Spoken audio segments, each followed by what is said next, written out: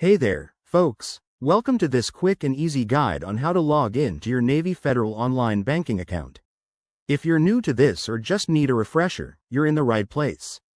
In just a couple of minutes, I'll walk you through the steps so you can access your accounts securely and hassle-free. Let's dive right in. First off, make sure you have a reliable internet connection and your login details ready. Start by opening your preferred web browser on your computer or mobile device. Now, head over to the Navy Federal Credit Union website by typing www.navyfederal.org into the address bar and hitting enter. You'll land on the homepage, which is straightforward and user-friendly. Once you're there, look for the Login button. It's usually in the top right corner. Give it a click, and you'll be directed to the login page. Here, you'll see two main fields, one for your username and one for your password.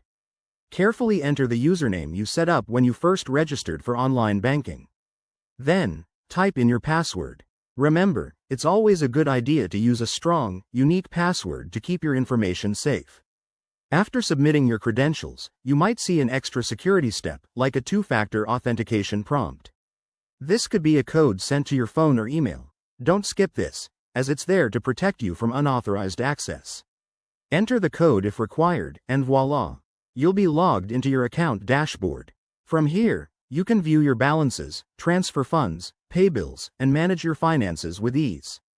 If you ever forget your password, just click on the Forgot Password link on the login page. You'll be guided through a simple reset process, often involving your email or phone. A few quick tips to keep things secure. Always log out when you're done, especially on shared devices, and never share your login details with anyone. Regularly update your passwords and enable any available security features. There you have it. That's how you log in to Navy Federal Online Banking in just a few simple steps. If this helped you out, hit that like button and subscribe for more handy tutorials. Thanks for watching, and take care.